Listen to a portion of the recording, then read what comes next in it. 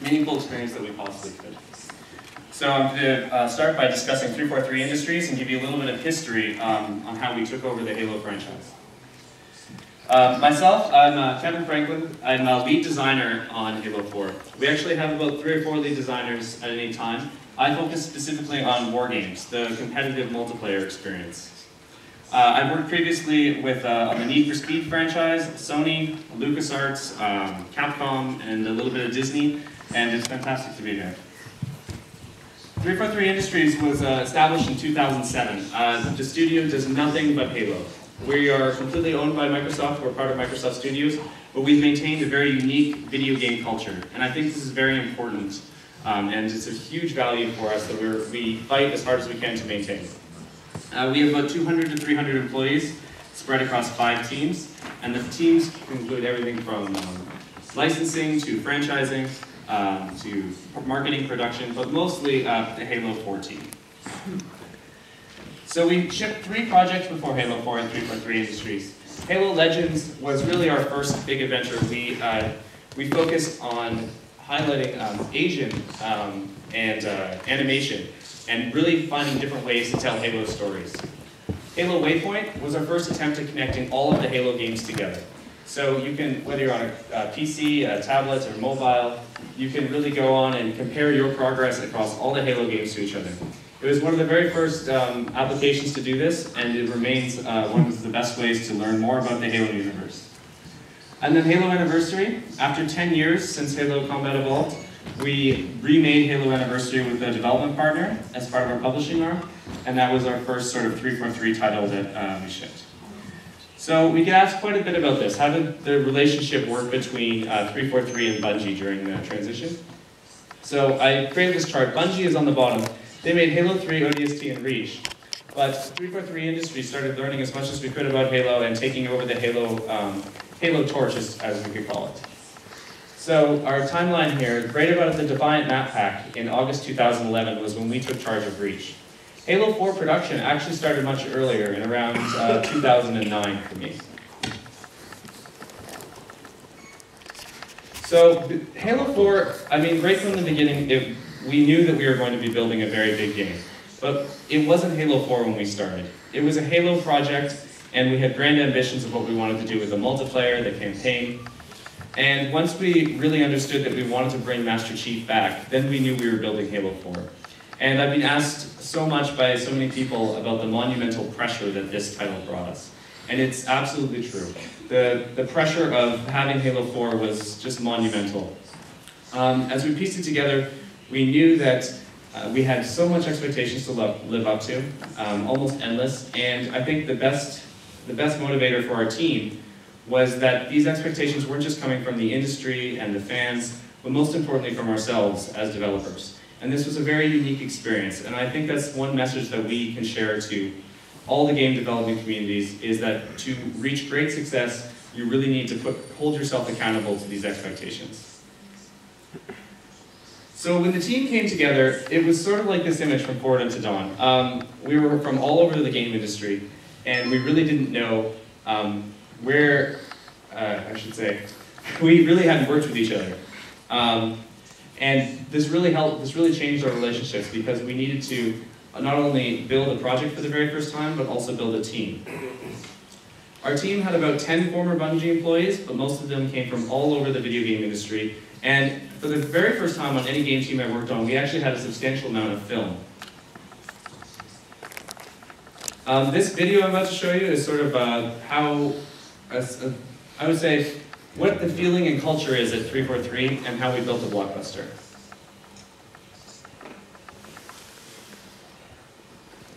We need to switch to the audio.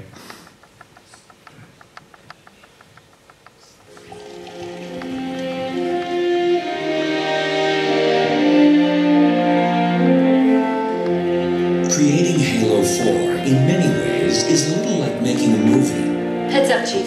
Covenant Sword is inbound. There are a lot of the same components, a lot of the same technology, a lot of the same kinds of artists and musicians and designers. On Halo 4, a significant portion of the game studio's staff had movie backgrounds, skills and talent they've honed and polished in Hollywood on major theatrical productions and blockbuster movies. 001, take one. This game has motion capture specialists, people who capture fluid animation and occasionally alien movements. Halo has a sweeping, stirring, cinematic score that pulls audiences into the emotion and action on that screen. They record that soundtrack with a 60-piece orchestra at Abbey Road Studios, the recording venue for Star Wars, Prometheus, and the Avengers. Halo 4 has artists whose sole job is to create beautiful, compelling environments, worlds that, like the matte paintings from the golden age of cinema, make you feel like you've entered another world. Halo has prop builders and set designers, people whose mission is to craft incredible weapons and build legendary vehicles. So yes, in some ways, making a video game is a little like making a movie. But a movie is a singular vision, experienced in the same way every time. It's a journey that the director takes you on, but in Halo 4, you're the director. You are the star. We'll give you the tools to blaze a new trail and allow you to experience and inhabit worlds and heroes in a way a movie never can. It's your journey. You control your own destiny, and there's no magic quite like it. Halo 4, November 6, 2012. So that really would sort of describe how our production philosophy was built. After the team was put together around 2009, 2010, this Reach was still actually in production. So Halo Reach hadn't even come out yet, and we were already working on the next one. So we started off very, very early on by going through the concept phases. And we were incredibly lucky to have very talented concept artist, Nicolas Bouvier, also known as Sparth. He is probably world-renowned, if not the best, and one of the top science fiction concept artists in the entire world. He's incredibly talented, and as soon as he joined 343 Industries, we had this influx of new concept artists and more talent that wanted to join him and work on his team.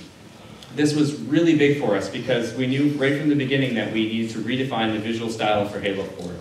It couldn't look like previous Halo games. It needed to really look new and fresh and take as much power out of the Xbox 360 as we possibly could. We also had a very strong programming team that built a new graphics engine, so they really complemented the art and graphics technology together. This was one of the very first concept art images for Halo 4. What this really helped us do is establish the new Forerunner technology. In previous Halo games, Forerunner technology was there and we had hints of it, but we really hadn't established its language or its visual themes. Also in this image we have a Warthog, which was coincidentally one of the very first images of our new Warthog. And even though it is iconic and familiar, it was completely redesigned for Halo 4. And every little detail fits within the fiction. So that Warthog was upgraded as part of the UNSC Infinity, the new starship. Also, this image was very important because it's our first sense of scale. It's always one of the biggest challenges whenever you build a game, especially a shooter, is how is the scale? Is how far can a player run? How far can they see? Can we handle those sight lines? How will a sniper rifle affect it? All of these things really came into play, and getting these early screenshots helped us establish that scale. This was another very early concept piece. Same thing with Requiem, but we also got to work a little bit more on the scale, and the monitor isn't getting all the color right through, but the lighting was the biggest one on this.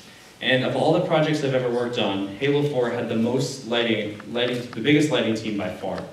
We had an entire room of lighters that were in a very special controlled sort of office that had all their monitors very specially calibrated, and they came from film and also video games to really define the lighting and portray emotion through the graphics engine.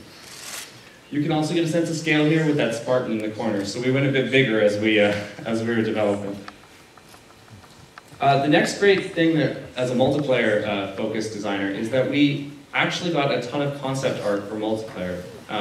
And this was really important as we started telling the story of multiplayer and determining where the Spartans and the players were fighting. So these concept arts show the UNSC. This is very early images of the UNSC sort of entering the planet Requiem. And the planet Requiem is an all-new Forerunner world. So whenever the UNSC brought their technology on it, it had to be very alien. This is a shot, actually concept art for Spartan Ops, our cooperative campaign. And that's the new Pelican sort of swooping in down on the planet. And this helped us establish our vistas and really understand where we were going with Spartan Ops when we started making videos for it. This is the Requiem crater crash site. The Forward Unto Dawn has crashed, and it really set the stage for where Chief and starts his new journey and gets the feel for the planet. This really evoked a lot of mystery and adventure emotions in us, and we're all huge fans of Star Wars and Indiana Jones, and the idea of being Master Chief and crashing into a new alien planet was just the perfect way to start this new journey and rebirth the legend. This is in the interior of the UNSC Infinity. It's funny, today I got asked if we had architects working on the team. And actually we have, all of our concept artists have quite a bit of architectural experience. And it really showed in the way that they've established the lines and the interiors of the ship. And the entire ship isn't just a gigantic, sort of large space shuttle. All of the corridors and different areas of the ship are very well defined and documented as part of the fiction and lore. This is another multiplayer map, and this is, it eventually came to be the map Complex. On this one, there's a gigantic Forerunner artifact that the UNSC have built a large installation around. And we really get a good contrast of the different technologies and tones. So this was the concept art, and we can see how it sort of transformed into a live gameplay screenshot. And so this is actually in-engine final, almost near final art. Here's another one. I don't know if you can believe this, but this is actually a concept for a multiplayer map. It's it certainly caught me off guard when Sparth brought it to me, and I was like, it looks wonderful, but where do we run? We do have a jetpack in Halo 4, but I didn't think we could spend the entire time jetpacking around. And but eventually we started working on the concepts, and it eventually came our map Haven, which I'll show you. And there it is. You can see the clouds in the background, and that actually became the skybox. So it was really interesting seeing concept art being done for skyboxes, because it really let us fit not only the things you see in the background and the vistas, but also all of the technology and architecture. This map actually became our probably our most tight close quarters map, and it's the biggest competitive map on the Major League Gaming circuit right now. So it was really interesting to us to see a map that had been started with such a visual and sort of artistic side turn into a very competitive piece of the game. And it was a really unique experience for me going through that. So this, if we're going through our development journey, we're probably around the beginning of 2011. And once we hit 2011, we were pushing towards E3 this year. And we were working very hard on our gameplay demo. And the gameplay demo incorporates quite a bit of the earlier concept art I showed. And this is the one we showed at E3. So you may have seen this before, but if you've never played Halo 4, this is a good example of where we were 6 months before launch. There!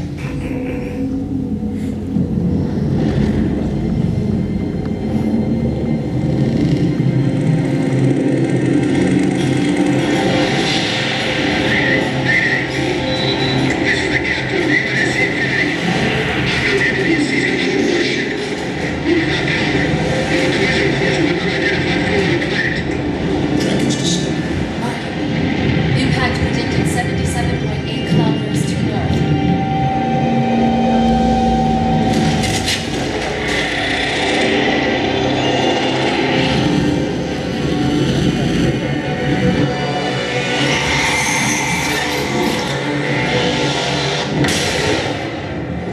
You know where he's heading. Same place we are.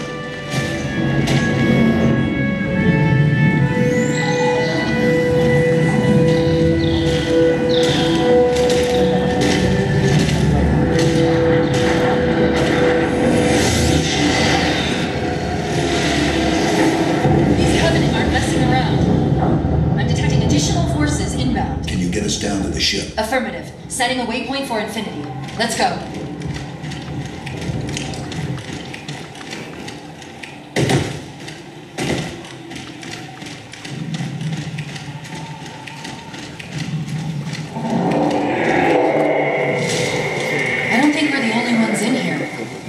eyes open.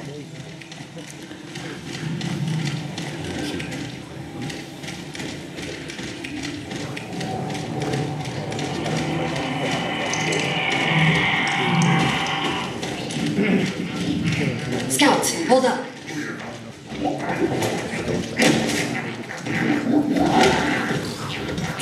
They spotted us.